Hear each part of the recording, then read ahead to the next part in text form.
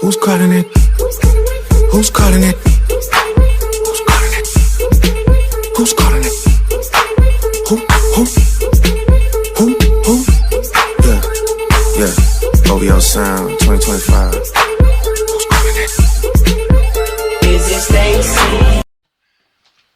Hey everyone, it's Solomon92, aka is my first last name, Solomon Johannes, and in today's review I'm going to be doing for, going to be talking about the wrestling entertainment studies event that we're doing in Greenfield Main House, and Fieldhouse I should say, I don't know the name of the venue as such.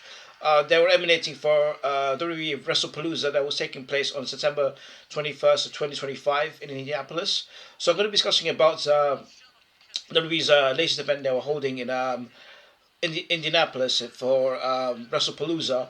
So a match I'm going to be talking about will be the mixed tag team match between CM Punk and AJ Lee versus Becky Lynch and Seth Rollins. I'm also going to be talking about the main events between Cody Rhodes and Drew McIntyre for the undisputed WWE World Title.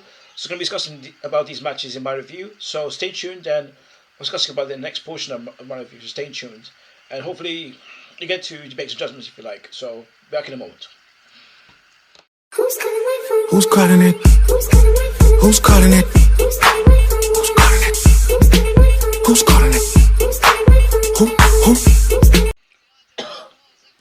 Right, so WWE Wrestlepalooza was emanating from Indianapolis, from the I forget the name of the venue, Fieldhouse or Gray. I don't want to mispronounce anything, but yeah, I do remember I was watching the show live on Netflix last night. I would say I don't think it was like the greatest one of the greatest events I saw. WrestleMania. I'm sorry, not WrestleMania. Wrestlepalooza, I should say, for the correction there. But I don't think it's one of the greatest events that WWE held this year. I think it's just something they were doing like Roadblock or these events they do, which are like 2 weeks like prior to the main pay-per-view or live event they do before that as a filler or something to do, like, I wouldn't say excuse, but something they do for like other unused superstar storylines they do for that instance. So yeah, so that was eliminated. I watched on Netflix last night. So the show opened up as the first match between the Beast Incarnate Brock Lesnar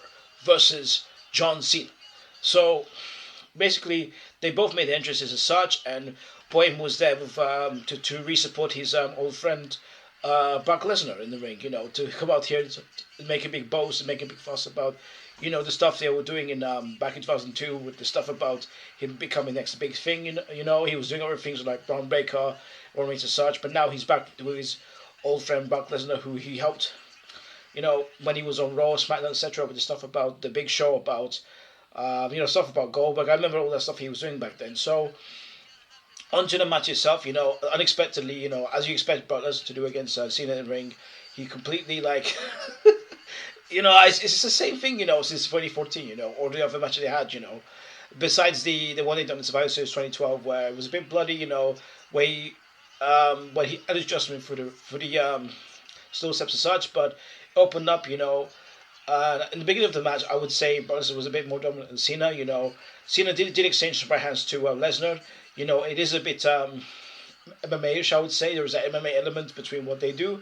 But, they were hitting huge hands, They were like they were throwing each other for the ropes, clotheslining each other, They were like hitting a lot of suplexes, There was a lot of like, I didn't see a lot of German suplexes from to Lesnar to Cena, but I did see some occasions where Brock Lesnar hit like a couple of like triplets, like a few hat tricks of like F5s on Cena on some occasions, and did kick out a few of them.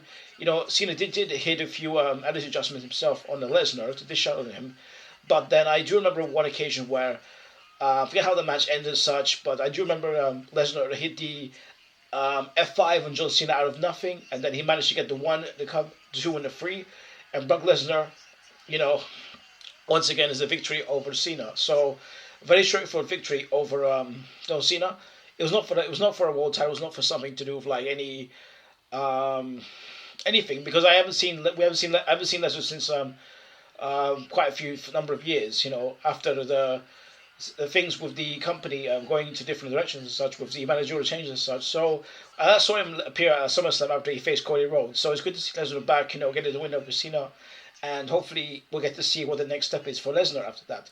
But it is good to see Lesnar back, Heyman, going on about the old stuff they were doing. So we'll just have to wait to see what the next step is for Lesnar, whether it's a world title or that. So we'll just have to wait. But good to see Lesnar get the victory over Cena. But Cena, we know what Cena is doing. Cena will retire this year at some point or next year. But we know what Cena has done already in the business. So I do wish him well. If he's retired, I really wish him well in his endeavors in the film industry or whatever. But yeah, congratulations to Lesnar. And I will move on to the second match of the night. Who? Yeah. OVO Sound 2025. Who's calling it? Is it Stacy? Right, so I'm going to move on to the second match of the night. It was a tag team match between Bronson Reed with Braun Breaker versus the Usos, Jimmy and Jay. Penitentiary. So yeah, so basically this was not a tag team match for any tag team titles or anything, but it was basically weapons involved, an ODQ match involving weapons and tables and such. So I'm gonna basically just talk about the match itself. So they were in a tag team match, they were both tag teams were in a match, both opponents were basically executing moves in the ring. There were one point where they were executing moves, and the Knight was a special guest referee in the match, who was maintaining order. They were outside of the ring on one occasion, and the Knight was making sure there was no bullshit involved between any of these tag teams, any animosity between both teams, He was trying to make sure that everything was in control, and they were basically going for tables, using weapons on occasions that LA Knight was very preventive with in some occasions, during the match itself. I do remember Bronson Reed, he managed to, he's kind of setting up tables in the ring, I don't remember whether he put one guy through the table or the other Uso brothers' cousin through the table as such. So, yeah, I remember during the latter, the ending half of the, just basically towards the end of the match, I remember. So, when Bronson Reed managed to is it Braun Breaker? Yeah, Braun Breaker managed to have two of the Uso brothers near the table, and he managed to spear both of them point blank through the table, and then Jay was in the ring, discombobulated, a bit dazed about being through the table by his tag team partner, and he managed to hit a tsunami off the top rope or in the ring, and then he made the cover for 1, 2, 3, and then Bronson Reed and Braun Breakers are the victories in the match. So they win the match itself. Congratulations to those two. So not a bad match. Usos were not very triumphant tonight, but congratulations to the other team who won. Right, I'm going to move on to the third match now. The dance floor, get nasty, impress me. Hey, how many in this club? Is it just me and you, my love? I don't mean to call, just heard about a thing. Right, so moving on to the third match of the night. The current WWE Women's Champion,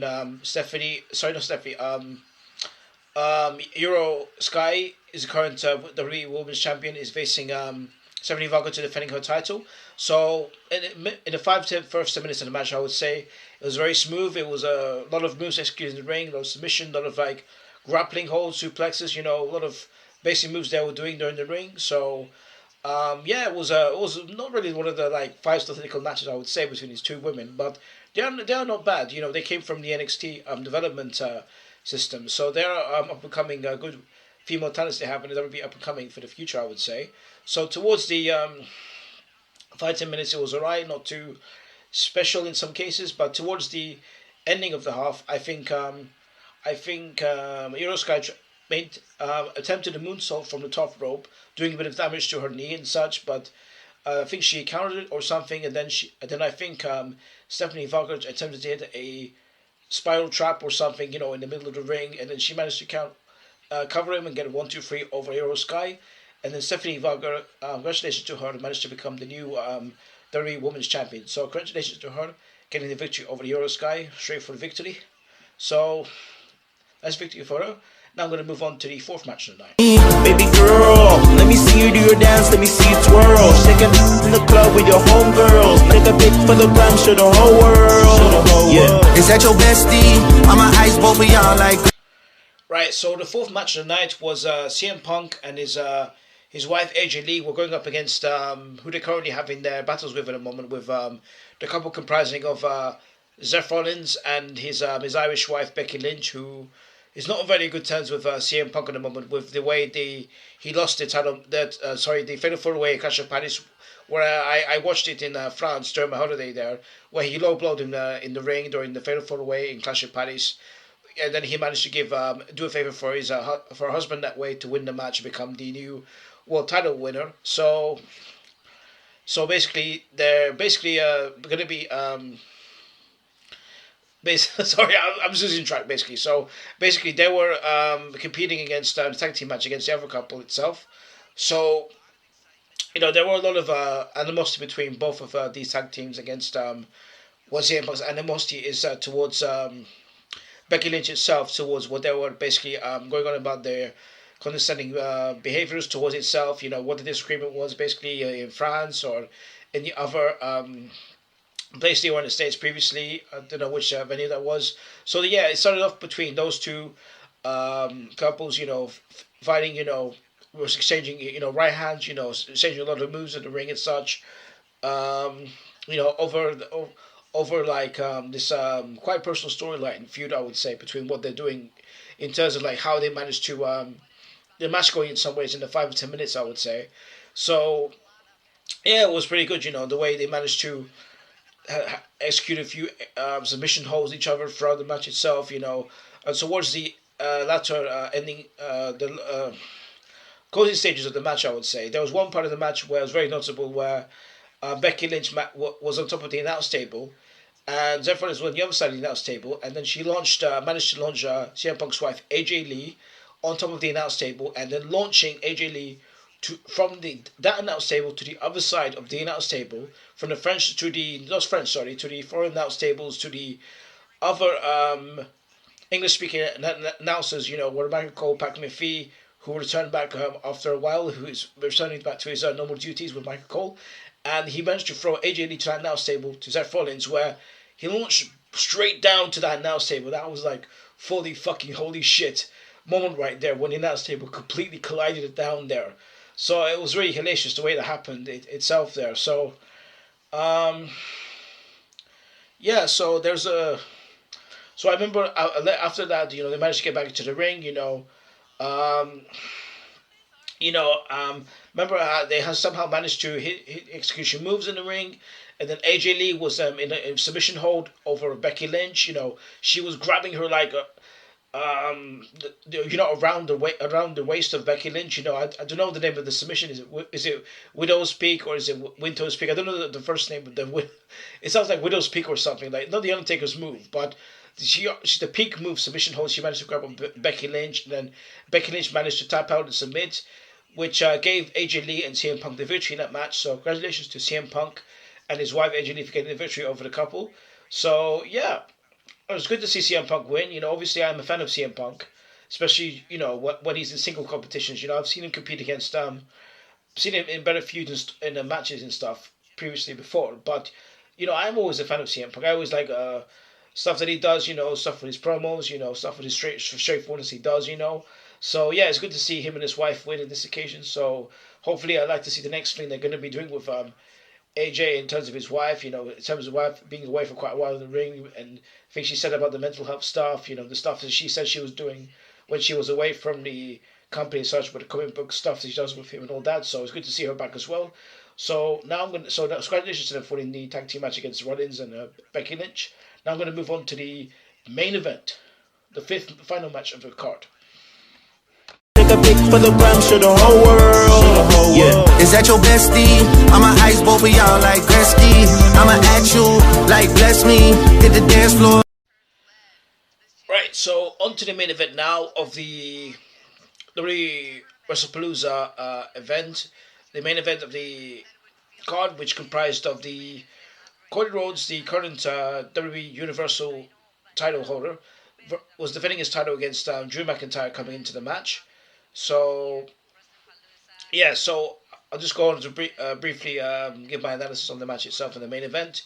You know, Cody Rhodes, the American Nightmare, was having a bit of a problem from Drew McIntyre towards the first half of the match. You know, he was getting like a lot of like moves executed onto him very heavily on Drew McIntyre. You know, he was dishing out the damage on Drew McIntyre during the latter half of the match itself. You know, Cody Rhodes managed to retaliate in some ways, but then Drew McIntyre managed to get one over on Cody Rhodes. You know, went for the cover 1-2-3 kick out from Cody Rhodes. So there were a lot of like moves. Excuse my coughs. And Drew McIntyre managed to cause a few damage to different parts of the body. You know, the torso or the lower leg or some cuts that he tried to maintain a bit of damage of Cody in some manners, I would say. Cody managed to sustain himself during the half. Sorry, not half. I would say during the match itself. You know, he managed to sustain himself.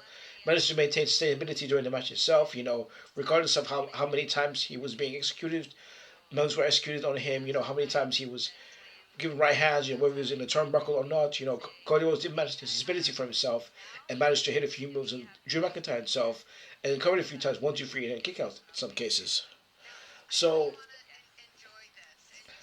it was just all natural as it was during the main event itself.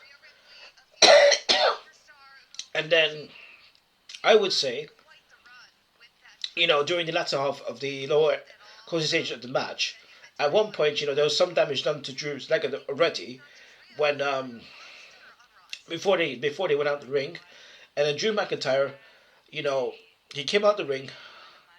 And then they were both outside of the ring, and then Drew McIntyre attempted to claim more on Cody Rhodes near the announce table. And then when the announce table, when Drew McIntyre, you know, was trying to claim more on the announce table, you know, the leg, like, it just hit, like, the screen at the bottom of the announce table like that. Like, you know, Drew McIntyre was going through a lot of pain, you know, painful suffering. You know, he was like, the way his leg collided into that announce table with a claymore was quite painful, I would say. You know, so, you know, it's not the correct way he should execute the claymore like that, but he went back into the ring, you know, he tried to get himself up, you know, but his leg was out, like, damage already been done to his leg, and then Cody Rhodes comes out of nothing, and then he hits the crossroads on Drew McIntyre, and then 1, 2, 3, Cody Rhodes defends the title and is still the WWE Undisputed Champion. So, congratulations to Cody Rhodes for maintaining his victory and defending his title against Drew McIntyre after a hellacious main event battle that was between both of these warriors, I would say. So, good triumph of effort from Drew McIntyre, but on this occasion, the American Nightmare, Cody Rhodes, is still your WWE Undisputed World Champion. Congratulations to Cody Rhodes, and hopefully to get to see the next stage or the next opponent that he defends his title on the next event, I would say. So, I think, I don't know if it's Survivor Series, I don't know the next upcoming show, I would say, but yeah, I think from my personal perspective, the show itself, WWE Plaza, I've never heard of the name Plaza before. I think it's something to do with like some sort of show where Plaza sounds a bit indifferent from WrestleMania. I thought Plaza was something they do like in foreign countries, like in like France or Brazil or something, or in Mexico. But Plaza sounds like a very distinctive, unorthodox name for the WWE event. But I don't think it's like one of the best events, but I think it's just basically just something they do like Bad Blood or Avengers or something. I would say it falls into that category of Roadblock, I would say. But overall, not the greatest event, but it's relatively okay, I would say. Some parts I would say as well were very good in some cases, which I haven't already mentioned, but I've already mentioned one of the great parts already of the show already. But yeah, I would say Indianapolis is not one of the greatest venues, I would say, to host the live event for Wrestlepalooza. But Wrestlepalooza is not too bad, I would say. But there have been some better shows events that WWE has done this year as opposed to that. But not too bid, I would say, depending on the 2 match cards, you know, CM Punk, AJ Lee versus Becky Lynch and that, and the main event of that were my 2 best matches of that night. So that's my review for WWE Plaza 2025. emanating from Indianapolis on the 20th or 22nd of September 2025. And that's going to be my last thing I'm going to say in my review. So hopefully you guys enjoyed my review. And then I'm going to say the same thing as I always say. If you're more than welcome to make a judgment, and if you enjoyed my review, please subscribe to your greatest friend, www.youtube.com. My finger's pointing up there. /AstroSolom92. So as I always say, make a comment, make a judgment if you like, and hopefully there will be another review coming soon, and you can make another judgment about it if you like. So hopefully you enjoyed my review of the WWE Plaza community from the Indianapolis. So I don't remember the name of the venue, but thanks for watching my review, guys, and take care. Hopefully another review will be coming soon. In the meantime, stay tuned and take care. Thank you. Where the function? Where the function? The way I feel right now, I feel like we need to be all alone. So if you just playing around, you need to tell your girl, take a fine home, and that's real. Stop teasing me, stop teasing me. I could change your life so easily. I keep begging you to stay, but you're leaving me. We got sticks in the club, illegal.